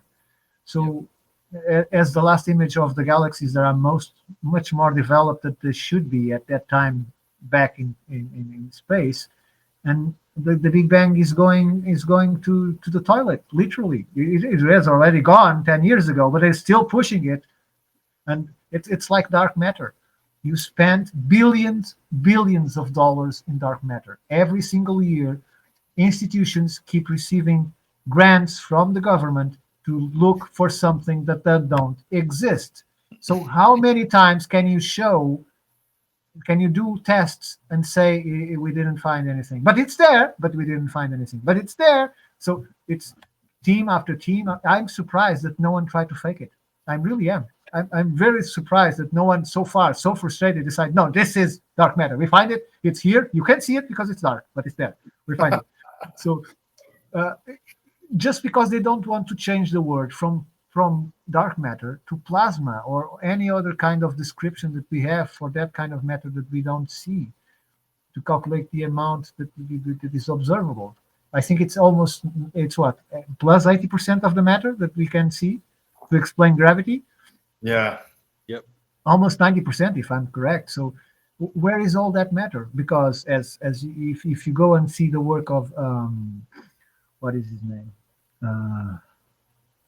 the Canadian guy living in Hawaii, no, not Ian Lungo. I'm gonna try to look it up for you. I remember who you're talking about. So do I. Cox. He has an Indian name. Haramine. Okay. Yeah. I can't remember. I do remember the last name. It's Haramine. I can't remember the first, but the last one is Haramine.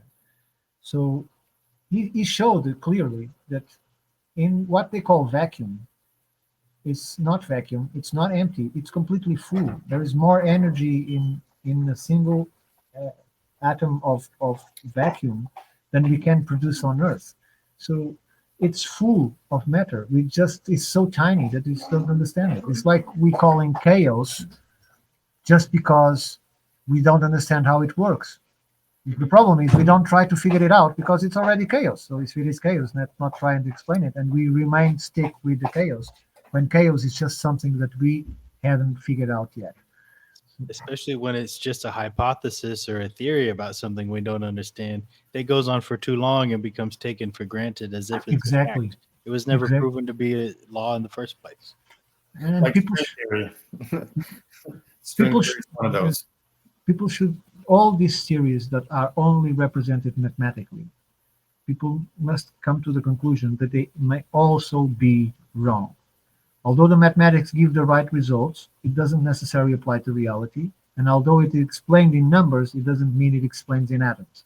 Because atoms don't work with mathematics. You cannot calculate an atom with mathematics because they are completely erratic. And then enters the word chaos.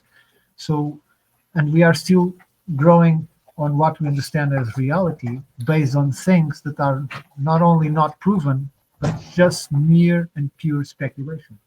Yeah. Do you I lost my question there. I had a full question, but I lost it. It's okay. Do you think that like what do you think as far as like the solution to getting rid of dogma in academia is? It seems like X is kind of helping with that a little bit because it's very open source and everyone can talk and explore these types of ideas on X Twitter. But if you had a magic wand, like what would you fix in order to get dogma out of academia? Well, in terms of X, I saw a post from Elon Musk saying, post more beautiful things. And my answer to him is, well, it's your platform. Just give every single person in this platform the same reach, and let's see what people choose. So the problem is we don't all have the same reach. There are some that have incredible reach, and there's others that have a very little reach. So people that are outside your circle will never see your posts or mine. Right. So and people that they decide should get that reach, it gets to people that never heard of them, so they didn't follow them or anything like that, and they get to their post, they receive them on their feed. So give every single one the same exposure, and that's the same thing for academics. Academics are in no position to say either that this is or is not valid. They are forced to check it independently of their initial thoughts. It might be pure speculative, it might be completely wrong, but it deserves to be seen as if it was presented by someone that knows what he's doing. Of course, in reality, this would bring many works that probably didn't deserve to be there. But after a while, how many people would give the trouble to write stuff for a joke and send it to academia? I think it would start eventually. People have done that before. I watched a documentary about these guys that were sending just really ridiculous, and I mean like on purpose ridiculous. Principia Discordia. Yeah, and they're sending stuff that about gender fluidity and different things like that has no scientific basis, and but they're really leaning into it hard in the most ridiculous way.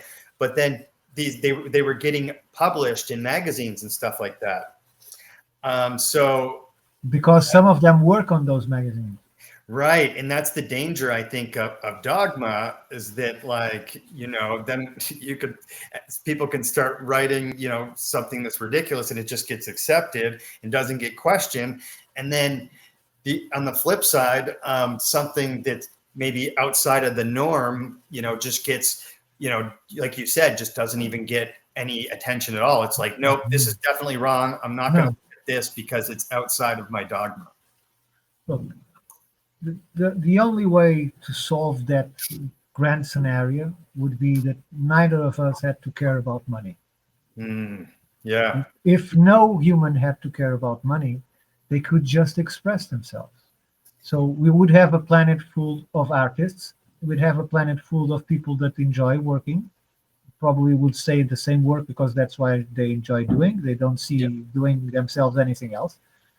And when they say to you that we couldn't give money to every people because the world would stop, that's wrong. And I think money is one of the biggest things holding our species back. We've got this powerful ability to use abstract thinking, but we're so obsessed with the abstracted version of value that people have lost sight of value. What is value? Food and shelter, self-expression, time with loved ones. All of those things are way more important than money, but money is just, it's gotten out of hand. We need to get over it. In one of these, my friend Michael's music, you hear this phrase. It is only when everything is destroyed, you realize that you cannot eat money. You can't eat it. You can't wear it. Yeah. You can't take your pyramid back with you when you die. You build a house out of it. Yeah. Look, this system only exists because there are people that enjoy being above others. Yep. And those people, unfortunately, are the ones that have control. So, because if we all had the same choices, if we all could have any kind of education that we choose, how much more advanced would the world be? How many Teslas are out there? How many Einsteins? Yeah. And I'm not talking about stealing other man's work and publish it, but how many of these great minds, Da Vinci's, great painters, great writers, composers?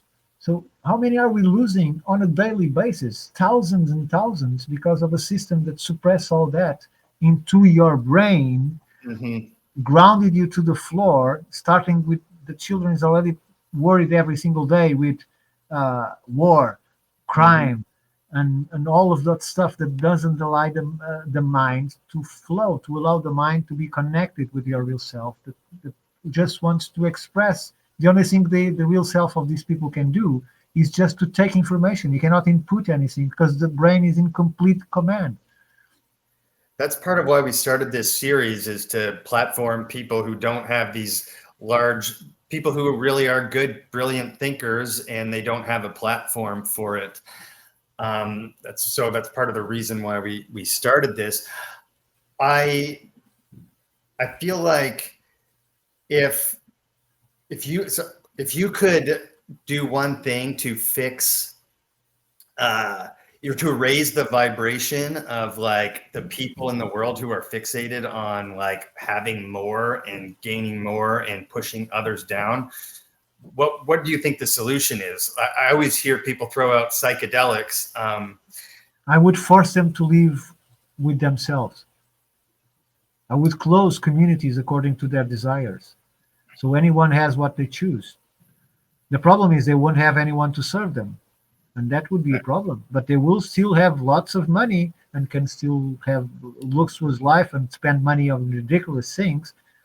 The problem is that they will, as soon as they see that they don't have anyone to show, I think most of them will come to the reality that their lives are empty, completely empty.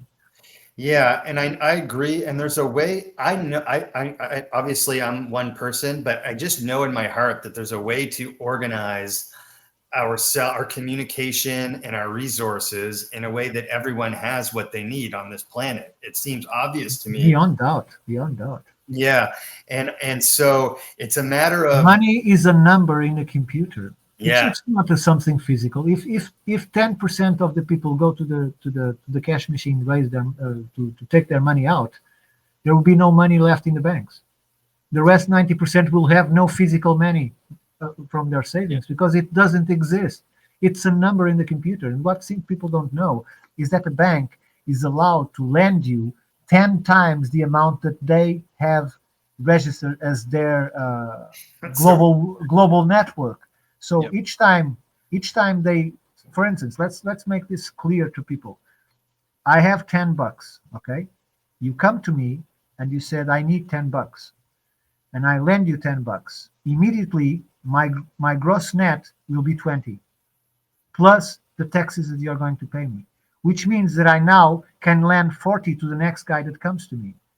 When the next guy comes to me, I will have no money, but I will be able to lend 80 and then 160 with no money. It's just numbers in the computer based on the system that allows when you're going to make your payments, and that money is considered as real when it isn't. So if I was allowed to make money as banks do, I would be much bigger than Elon Musk, because it's just ridiculous the way a bank can do money.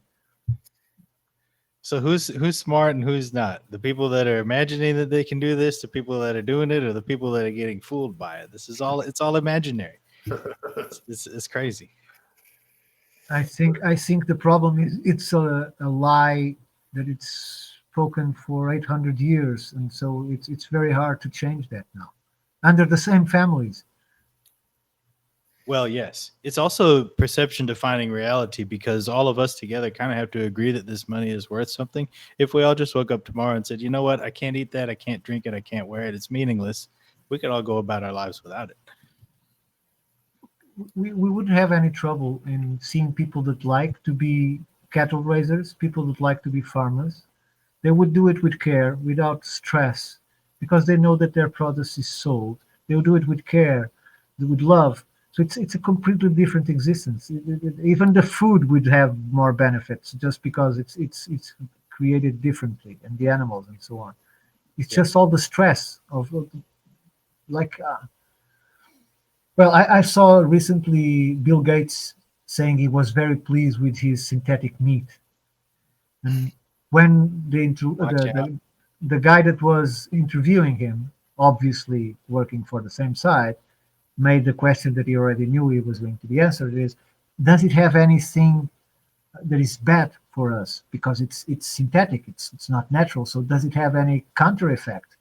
And the answer that will work for 90% of the people, but didn't work for me, not because I'm better, just because I have my own thoughts.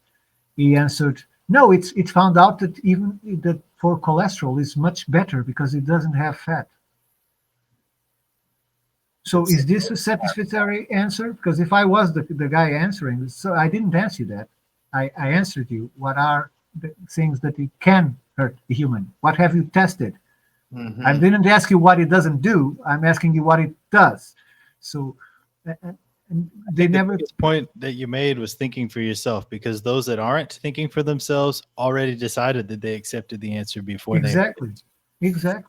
Do you guys worry though that, like, imagine I flipped the switch and turned money off tomorrow, right?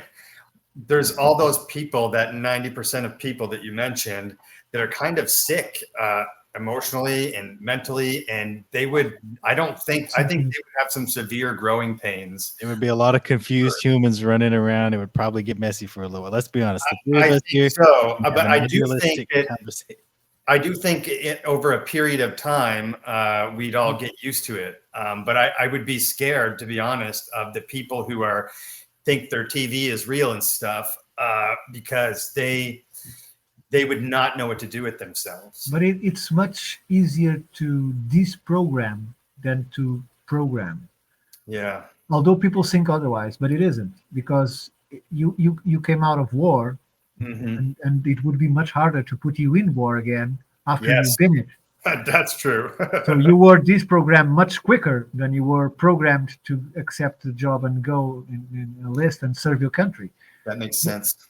But the point is, it took several generations to prepare people to this reality. It would take much less generations to disprogram. It has to be slowly. You couldn't put everyone out of a job. Yeah, because most people don't exist without their job because they never focus on anything else in their lives. So It's they their don't have a single interest in their lives. If you ask them, what do you like? They don't know. They don't know. They really don't know. So I worry about those people though, like when automation really kicks in and stuff, like people that I know in my life, their jobs are gone and I don't think they're even thinking about it. Yeah, you'll have lots of people that die 3 years, 4 years after they stop working Yes. because they can't find anything that stimulates them because they never used it. They got home, they see their news on the television, they take their meal, they speak with the wife and the kids, they go to bed, and they rise again the other day at 9 and go to a machine like process of working, get back to home, and the cycle is always the same. There is no interest. And even those people that say, oh, I go a lot to the theater and I go a lot to the cinema, they're just inside the program as anyone else. They're just having more fun. But they are exactly inside the same program because they are Consuming not. fictitious media that generates fictitious emotions that get you by until the next day. Look, if you go to see a movie because you admire the director, because you see how photography is designed for the movie, because you understand that soundtrack is taking your emotions to absorb or to create this or that sensation, you have an experience that is not just the story, but the whole tale of the process. Because a film involves hundreds of people working for a purpose. It's not just that image that you get on the screen.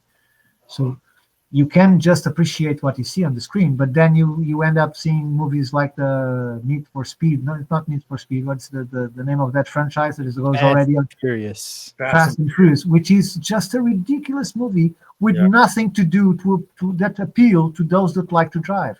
I love to drive. I'm a driver. I could have been a professional driver. I was not. That is complete rubbish. Go and see the making ofs, and you will see that the cars, most of them don't exist. There are a box with irons that can be covered with any kind of car CGI.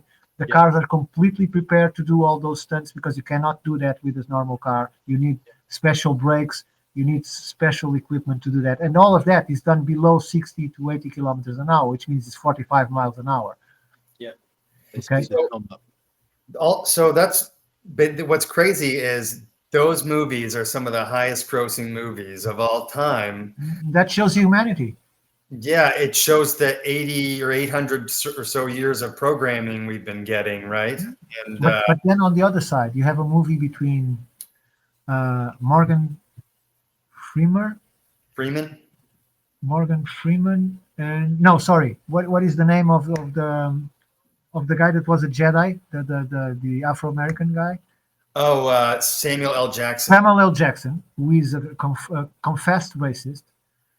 You have a movie with him and with look for Sunset Boulevard if I'm not mistaken.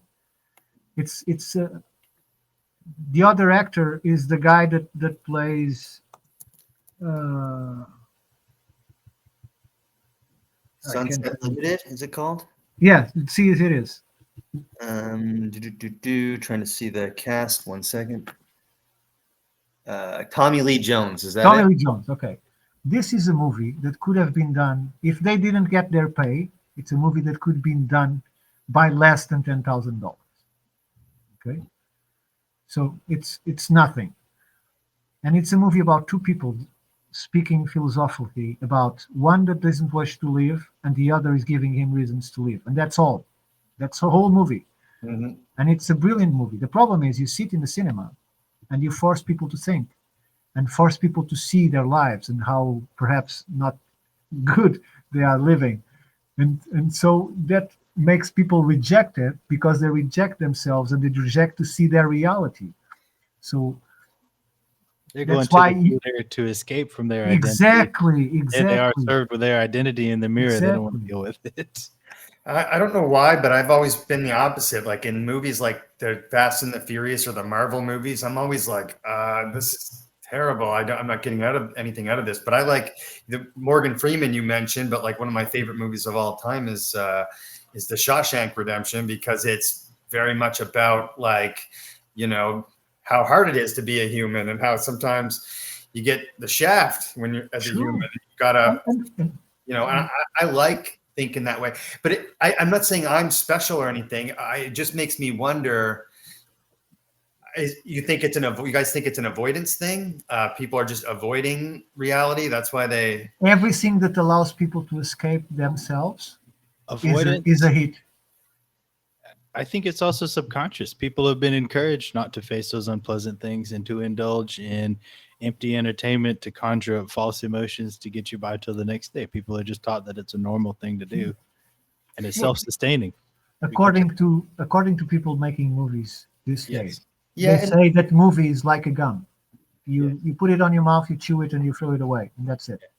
Yeah, and there's nothing wrong with like enjoying like a crappy movie once in a while or whatever. No. I guess I believe and have faith in the people who are still in the matrix and are like locked into all that stuff. I believe we're at the beginning through technology and innovation and communication. We're at the beginning of sort of us blossoming out of a cocoon, and more and more of us are going to be, waking up and being able to explore different things just based off just having the internet available, really free internet, like free information. Because I was born in 75, I went through very different styles in terms of music, clothing, and so on. And I was fortunate enough to work at certain period of my life. I worked at least 2 years with children with mental disabilities. Let's put it this way, in the church. So I was staggered when I started seeing the musicians that people are enjoying, and they're still enjoying them today, that move their arms exactly the same way that these disabled children moved because they had that condition. And at that time, if anyone saw that on the street, said that kid is disabled mentally or he has a problem. But today it's cool. You sing and you move your hands all twisted and you go forward and so on. And it's cool. And I think it's fascinating.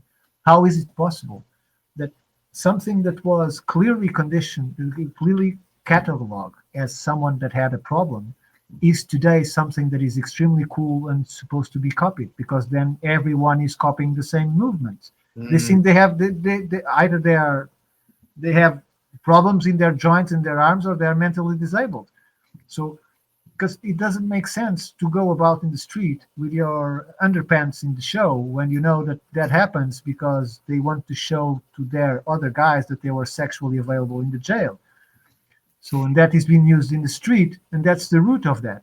So I even asked the guy that worked for me or for my father, always like that. And because I'm a free guy, I didn't stop it. He worked with me. I didn't stop it doing it. And I asked, did you know that the origin of you wearing this is because of this and this? And he told me quite relaxed, yes, I do. But in the street, the meaning is different. It's cool. So I don't know what to tell you. So people build makes reality. Exactly. Everyone perceives their reality different, I just remember seeing friends in Nova Scotia, Canada, where I grew up, like walking. We were 12 years old, and they had their pants down like that. And it took 20 years for me to learn what that really meant. And so it's just interesting how culturally something can go spread so far, and no one even really knows the true meaning of it. Yeah, we are losing everything. We are losing language. We are losing culture. We are losing cinema. We are losing music. Everything is falling apart into a new simplistic way, where you hear that the same music is used by 10 different musicians. Mm-hmm. They just change the letter, and the letter doesn't have to be much that big. You just repeat the same thing from the beginning to the end. You have now a music trending in Portugal. There is to repeat the name of the DJ about 150 times during the same music. It's the only thing in the lyrics, and people sing it. I would throw it away immediately, because it has no whatsoever value to be placed on. But they want to limit our thought. They want to limit our capability of imagination, and they are reducing every single thing to what they call what's called the 1 point, it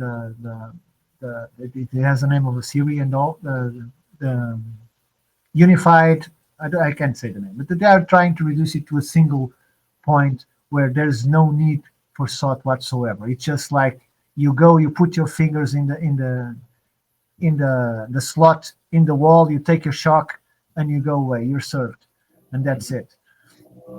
I just feel like that paradigm's about to shift. Like, so I have this feeling, and I don't know where it's coming from, but like That's what we're here to do.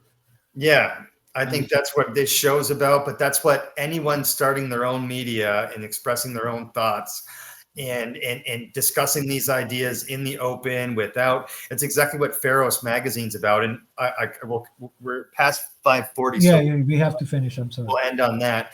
But that's the future of Pharos magazine, wouldn't you say? Yes, exactly.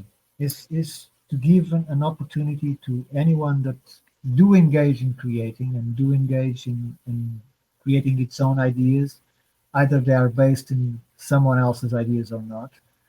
But it's a way that I think it didn't exist before in terms of a magazine. Of course, anyone can create an account and express himself, but in a format that will reach lots of people instead of their only posts, I think that's a beginning. And in regards to the awakening, as you said, as a finishing point, I think we thought about that for 40 years now, that people are awakening and people want to see different. I think that the difference now is people are not only awake in one way or another, but they also have the means to express themselves, which they didn't. Right. And they are learning. Most of them still don't know that they have places where they can go and say, "Hey, look at me! I'm crazy, and I thought this." So once you couldn't do that because if you told your friends or someone would put you back and say, "Oh, that's completely bullshit." But now you don't care. You just go there, you write your stuff, and you get comments or you don't get comments. But at least you have a possibility to express yourself, and I think that's the great part of it. That's great. Well, thank you for coming on the show today, Ricardo. You and I have a lot in common, going back to reading Carl Sagan and playing with chemistry sets. Those are the kind of things that set me down my path as well. So we really appreciate hearing your story today. No, I'm honored for inviting me. Thank you. Yeah, thank you, Ricardo. And